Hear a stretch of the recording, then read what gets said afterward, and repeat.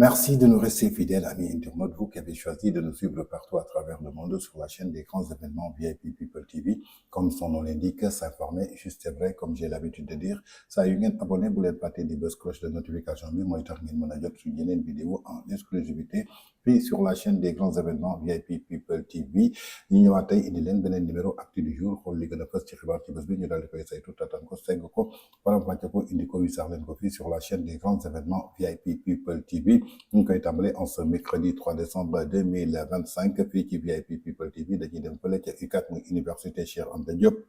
ginnaaw nag remontada bi nga xam daal nemmeeku nañ ko fa démb diggante étudiants yi ak ñi nga xamante ni mooy force de défense et de sécurité di takk der yi tàngoon na trop jëmale ko daal ci ay réclamation lu ko waral buy seen ay bourse yoo xamante ni boobu ba tey ñu ngi koy sàkku daal ci nguur gi pour ñu jox leen ko boobu ba tey nag mënuñu jot ci li nga xamante ni daal mooy ci seen ay bourse ginnaaw loolu nag ay affrontement yu tàng daal yoo xamante ni ay blessé yu bëri nemmeeku nañ ko ci côté étudiants yi ak ñi nga xamante ni tey jii ñooy force de défense et de sécurité yi ba ci journaliste bi nga xamante ni mooy lan la nekk foofa ci Sénégal 7 moom it dafa mujj blessé wu dama bëgg ñu xoole ci quelques images yoo xamante daal jot na ruusee fële ca université Cheikh Anta Diop démb ba nga xamante ni daal ñu ngi doon jàmmarloog ñi nga xamante ni mooy takk der yi. affaire bi le comportement des policiers ça veut dire parfois dañuy jël seen ñoom ñoo koy tey di ñu viser ak ay lacrymogènes yoo xamante ne mun nañu gaañ y a beaucoup de nos camarades yoo xamante ne qui sont blessés ñu ngi actuellement ñu ngi si régime am na ñoo xam ne dañ leen évacuer même le président démb gaañ nañ ko dam na ñaari loxo baaraam yi donc deuxième chose mooy dañuy dóor ak ay balles blancs et nous avons des preuves. donc ñun nëbuñu ko ça veut dire on a tous les preuves et suñ ñu ko laajtee dinañu ko joxe donc nous demandons l'État et à tout le monde le président le premier ministre ak tout le monde nos parents ñëpp képp ku si mën a wax nga def si médiation parce que bourse bi dafa doon réalité sociale ici au Sénégal gis nañ gis nañ député yi nga xamante ne amuñu seen place assemblée parce que c'est des gens incompétents ñoo xamuñu dara di comparer Sénégal avec certains pays et moi bi may def L3 j'avais des amis yoo xam ne seen bourse buñ ko jotee ils le partagent avec leur famille duñ ci lekk dara donc bourse dafa doon réalité sociale ñoom buñ ci bëggee indi ay réformes wala leneen y a une manière de le faire et on a été déçus quoi voilà de ce gouvernement. De ce que ça, il faut le dire. Parce qu'on s'est battu pour que le Sénégal nous trouve dignité. Ça veut dire nous développer. Mais ce n'est pas de cette manière. Nous appelons les autorités, le président Bassirou Diomaye Faye et le guide, M. Ousmane Sonko. Nous avons... Voilà, il faut amener des solutions pour régler ce problème. Sinon... Oh là là, Jay, arrière waay. Oh. Oh.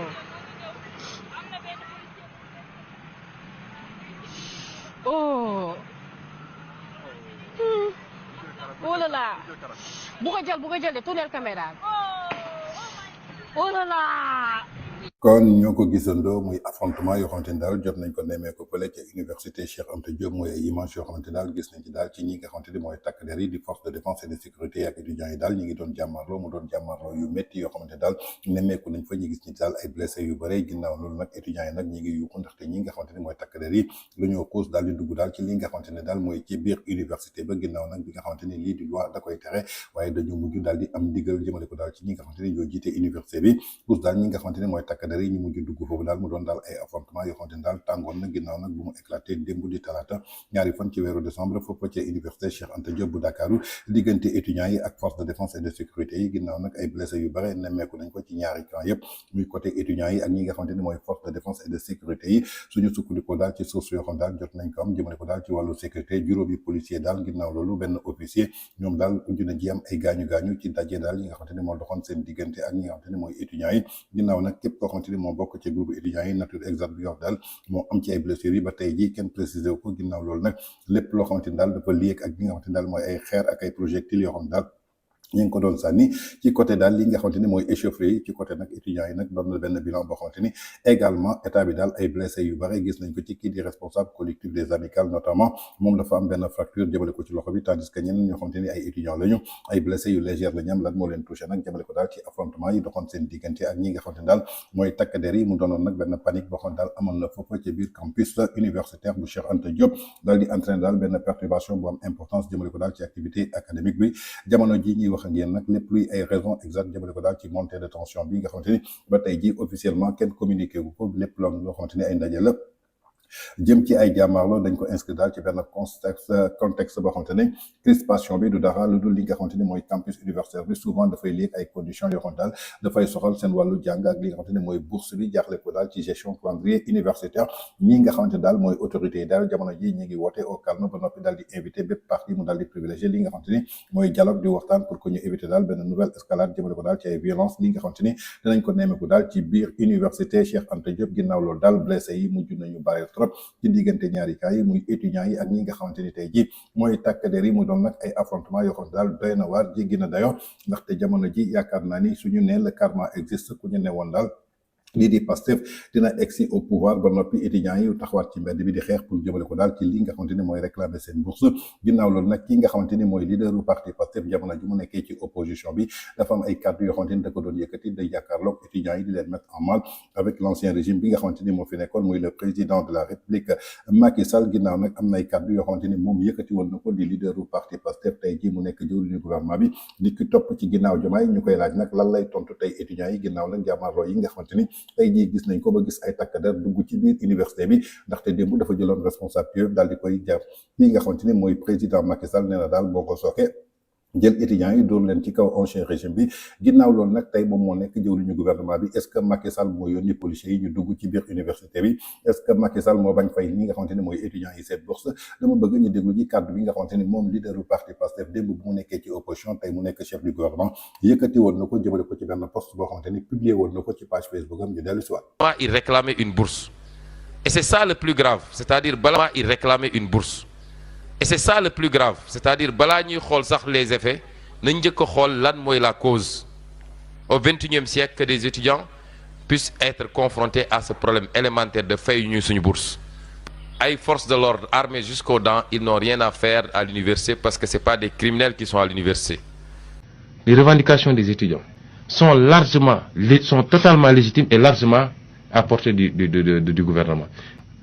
Le social, qui est l'un des éléments. kon ñoo ko déggandoo muy kàddu yi nga xamante ni moom leader du parti Pastef tey mu nekk jëwriñu gouvernement bi topp ci ginnaaw président Bassirou Diomaye Faye kàddu yi la yëkkati woon ginnaaw nag bi nga xamante ni étudiants yi ñu ngi doon jàmmarloo foofu ci université Cheikh Anta Diop ci régime président Macky Sall ginnaaw nag mu nekkoon benn discours boo xam daal bëggoon jël ñi nga xamante daal mooy étudiants yi daal di leen dóor ci kaw ndoddu président Macky Sall nee na au XXIe siècle balaa ñuy xool lan mooy effet yi nga xamante ne étudiants yi ñu koy def nañu xool lan mooy cause yi ndaxte tey ji mënuñu nemmeeku daal au XXIe siècle ay étudiants nekk fii di xeex pour ñu jox leen li nga xamante ni mooy seen bourse ginnaaw nag bi nga xamante ni ñii di force de défense et de sécurité yi dugg ci biir université yi alors que ñooñu duñu ay criminel kon jàpp nañ daal kii di Macky Sall moo nekkoon benn criminel bu leen dugaloon ci biir li nga xamante ni mooy étudiants yi comme ni ko waxee rek mooy le karma existe tey nag moo nekk chef du gouvernement Macky Sall nekk fi président Bassirou Diomaye Faye moo fi nekk gis nañu force de défense yi defaat la même chose donc ce qui veut dire que lii mooy wane ni que démb ñi nga xamante ni mooy force de défense et de sécurité yi dégluwuñu ndigalu ma Samba dégluwuñu ndigalu ma Demba lu ñuy def maanaam mooy exercice de leur fonction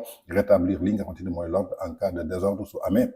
kon tey ji lii moo tax tey ji ñoom nanguwuñu abrogé li nga xamante ni mooy amnistie bi parce que xam nañu suñu abrogé amnistie bi ñii di force de défense et de sécurité dafa bu baax a baax lu leen garantir ci biir loolu moom ci boppam moo ko publié woon ci page Facebook am di leader du parti Pastef topp ci ginnaaw Diomaye muy le 16 avril 2021 nee nañu parlons d'abord des causes moom ci boppam moo ko nee na je suis meurtri par les multiples violences que subissent nos jeunes sœurs et frères étudiants. Les premières violences, ce sont les conditions d'études et existence inhumaine dans les amphithéâtres et les campus tellement bondés qu'il faut faire des coudes pour assister aux cours et battre pour se loger jusqu'à 10 étudiants par chambre ou suivre une longue queue pour se restaurer. La deuxième violence, c'est le retard apporté au paiement de leur bourse d'études, pourtant vitale pour l'écrasement majoritaire entre eux, souvent issus des milieux assez modeste. La troisième violence, ce sont les brimades d'inappropriés subis à chaque fois qu'ils veulent manifester contre les traitements déshonorés infligés à leur propre gouvernement avec des lots de blessés et d'arrestations, quels que soient les morts des étudiants jamais élucidés. ki ko waxoon mooy leader bu parti Pastef jamono ju mu nekkee nag et fële nga xamante ni mooy ci opposition bi kaddu yi la yëkkati woon muy le 16 avril 2021 ñu koy xamal ni que démb di le 2 décembre 2025 moom mooy chef du gouvernement tey jii moom moo jiite li nga xamante ni maanaam mooy gouvernement bu Sénégal est-ce que tey meurtre na jëmale ko daal ci violence yi nga xamante ni étudiants yi dund nañ ko démb muy ay sœurs yoo xamante ni tey jii beneen bi nga xamante ni mooy violence bi nga xamante ni condition étudiants yi existé wu yoo xamante ni c'est inhumaine est-ce que tey étudiant bu nekk am na nekk comme ni mu ko waxee woon dit est-ce que étudiants yi arrêté nañu di rang jëmale ko daal ci wàllu restaurant bi beneen nag bi nga xamante ni mooy retard bi nga xamante ni ñu ngi koy apporté jëmale ko daal ci paiement lii di bourse yi est-ce que tey moom bu mu egsee ci bopp pouvoir bi réglé na problème ñi nga xamante ni tey jii mooy étudiants yi comme ni ñu ko doon waxee ce n'était que des discours populistes et de la manipulation yoo xamante ni mi ngi ko doon yëkkati démb comme nag ñu ngi koy waxee souvent le karma existe toujours ñu ngi koy laaj moom chef du gouvernement topp ci ginnaaw Diomaye lan lay posté waat tey jii ci li nga xamante ni xew na fële ca université kan lay jël responsabilité bi daal di koy teg ci ndoddam ginnaaw nag bi nga xamante ni démb bi nga xamante ni Macky Sall moo fi nekkoon wax bu nekk yëkkati woon nañ ko daal di koy teg ci ndodd kii nga xamante ni mooy le président de la République Macky Sall ginnaaw nag moo ne retard de paiement jëmale ko ci bourse yi ci biir loolu nag gis nañu kii nga xamante ni mooy directeur des bourses bañ ko invité daal ci benn plateau mu yëkkati ay kaddu daal di koy wax ci régime kii nga xamante ni tey jii moo topp ci ginnaaw Diomaye waaye kaddu yu mu yëkkati dafa mel ni moom ci boppam di directeur des bourses maîtriser wul sax lan mooy sujet bi nga xamante ni mi ngi koy wax ci biir loolu nag étudiants yi ñoo ko tontul seen bopp nañ ko déglu ci dellu si dam leen ne yéen pare ngeen seen master def ngeen seen master 1 fay naa leen décret bi dafa ne 2 ans ngeen am bourse fay naa leen master 1 fay leen master 2 mënu leen internautes yi ñu leen nuyu leen ziar leen jox seen wàccuwaay waa ñu bëggoon a indi ay leeral rek si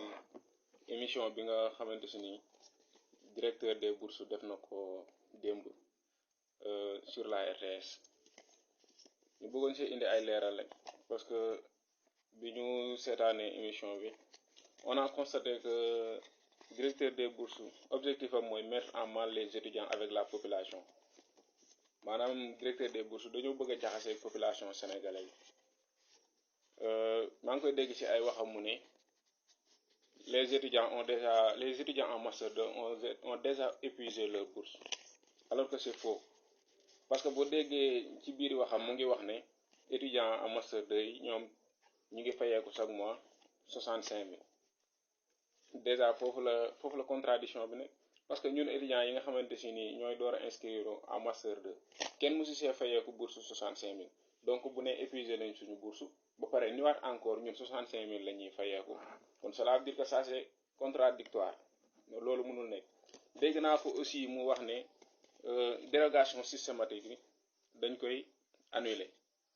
maanaam dañoo bëgg étudiant licence yi fayeeku 3 ans de bourse mu jeex étudiant master yi fayeeku 2 ans de bourse mu jeex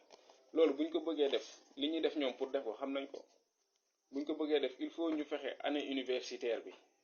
normal nit mënul jóge Tambacounda ñëw ba Dakar amu fi yaay amu fi papa amu fi logement te ñu xam ne logement université ñi nga xamante ni ñooy loger université bariwul nit jóge Tamba ñëw ba Dakar nekk fi loger fi jël chambre bokk kook ay nit di fay weer bu dee presque 20 000 francs parce que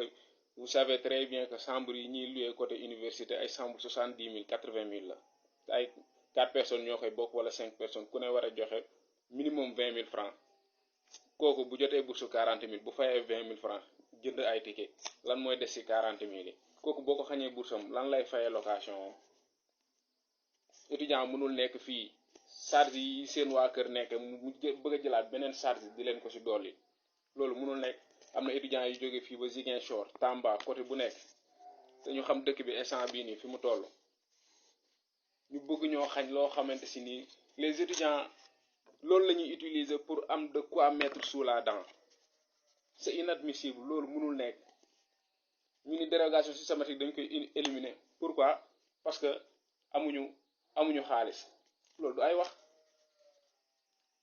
parce que li gën a nekk injustice mooy Macky Sall indemnité yi mu doon jox député yi 900 000 bañ leen a jëndal oto pour des raisons purement politiques ñoom bi ñu ñëwee comme que dëkk bi amul xaalis dañoo war a annuler indemnité yooyu mais indemnité yooyu El Malick lan la wax nee na day jël loolu noonu jëndal si député yi ay oto yi jaar ñaata 50 millions kii ni ñun dëkk bi dañoo war a rationaliser les dépenses ah ñu jël ay oto yi jar 50 millions di ko jox député yi loolu fu ñu ko teg réew mi am na ay DG yu fayeeku plus de 5 millions 8 millions wàññiwuñ ko ministres yi ñaata millions la ñuy fayeeku wàññiwuñ ko pourquoi ñu bëgg a jël étudiants yi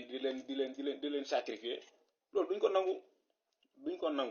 kon ñoo ko déggandoo muy kàddu yoo xamante ni moom directeur des bourses yëkkati na ko ginnaaw bañ ko invité ci plateau mu daal di yéey yàbbi jëmale ko daal ci bourse étudiants yi nee na ñi nga xamante ni daal 2 ans la ñu am droit def bourse muy jët bourse muy ñi nga xamante ni ñoom ñooy def master 2 ñuy def licence fay nañ leen ko kon tey jii li nga xamante ni mooy réforme dañ ko war a xoolaat ba nga xamante ni dootul doon loo xamante ni lu automatique la ci biir loolu nag ki nga xamante ni ab étudiant la moom ci boppam jàpp na ni que kii di directeur des bourses amaana li muy wax maîtriser wu ko xamu ko sax moom ci boppam ndaxte su taxawee tey jii ne waa master 2 ans lañ leen war a fay seen bourse loolu suñ koy wax dafay fekk ñu daal di réglementer li nga xamante ni mooy cycle universitaire bi ñu ubbi heure daal di tëj heure mais ñi nga xamante ni tey jii dañuy jógee Tamba wala jógee fi nga xamante ni mooy Ziguinchor ñëw fii amuñu fu ñu dëkk amuñu fu ñu nekkee kon tey jii mën nañu jàpp ni que bourse bi ñuy wax tey jii moom lañ leen di fay lu minimum la amul benn étudiant boo xamante ni daal jot nga fayeeku li nga xamante ni mooy sa bourse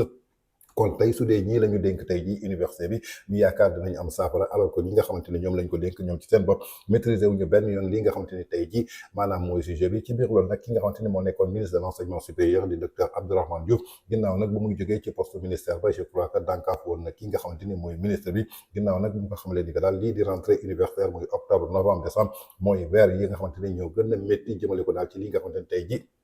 mooy rentrée universitaire en tout cas mi ngi ko doon souhaité bon vent dafa mel daal karma boobu moo dal ci actuellement ki nga xamante ni mooy ministre de l'enseignement supérieur nañu déglu ñuy kàddu docteur Abdourahmane Diouf dellu si de l'enseignement supérieur xew mooy octobre novembre décembre donc yow da nga ñëw ci moment bi nga xam ne ci la sa xew bi di tàmbali ma lay ñaanal nag yàlla defal la ci sutura te ci biir xew moom booy rentrée loolu moom mën naa ko wax fii dafa am ñaari mois yoo xam ne dafa am ay pic des bourses ñun dañuy fay 6 à 7 milliards de bourses par mois mais dafa am ñaari mois yoo xam ne juillet bu école di tëj ak novembre rentrée bourses yi dafay jóge de 6 à 7 milliards de mois dem ba à 13 milliards de mois te loolu mooy sa bés yi nga xam ne mu ngi ñëw man ci mois yooyu ci laa jógee Abdourahmane tudd Dramane yow boo deful ndànk di nga jógee Daouda tudd Dave wala Davido wala lañ lay wax mais comme je vous connais très ingénieux aussi je sais que d'ici là vous allez trouver des solutions. kon ñoo ko déggandoo muy kàddu docteur Abdourahmane Diouf ginnaaw nag bi mu ko xamalee woon daal ci passation de service diggante naataangoom bi nga xamante ni moo ko wutu foofu ci ministère de l'enseignement supérieur mi ngi koy xamal ministère bu nekk di ngay am xew lii nag nga xamante ni mooy ministère bi ñu ko dénk xewam maanaam mooy octobre novembre décembre parce que bokk na daal ci weer yi nga xamante ni ñoo gën a jafe pour mën a gérer ñi nga xamante ni daal mooy étudiants yi ndaxte soo jàppee moom weer bu nekk dina fay lu toll ci 7 milliards ñi nga xam daal mooy étudiants yi jëmale ko ci bourse waaye suñu ñëwee ci rentrée bi nga xamante ni tey jii mooy octobre novembre décembre fois dina dem ba 13 milliards kon na jàpp ni que moom première année bi nga xamante ni fekk na ko fa turam si la jógee ci Abdourahmane mujj dem ci li nga xam daal mooy Dramane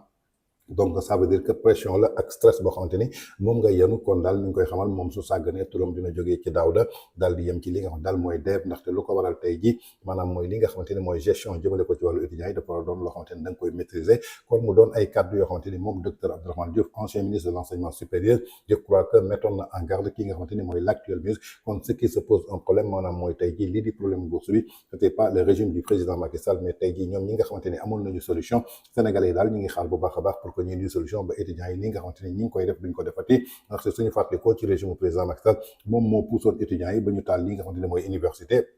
à chaque fois que étudiants yi di réclamer li nga xamante ni mooy seen bourse ñoom ñuy dugal seen làmmiñu politique su ko defee ñu taal dëkk bi mu doon nag ay effets yoo xamante ni tey ji ni ko Olof Njaay di waxee rek nit ku nekk li nga jiw rek moom ngay góob li mu jiwoon démb ci étudiants yi digganteem ak président Macky Sall tey ji moom la góobaat ci biir régime moom ak ñi nga xamante ni daal mooy étudiants yi mooy li nga xamante ni jëlee leen nañu ko foofu université Cheikh Anta Diop ginnaaw nag affrontement yoo xam daal dox na ci diggante daal ñi nga xamante ni mooy étudiants yi ak force de défense et de sécurité yi avec le régime du parti Pastef.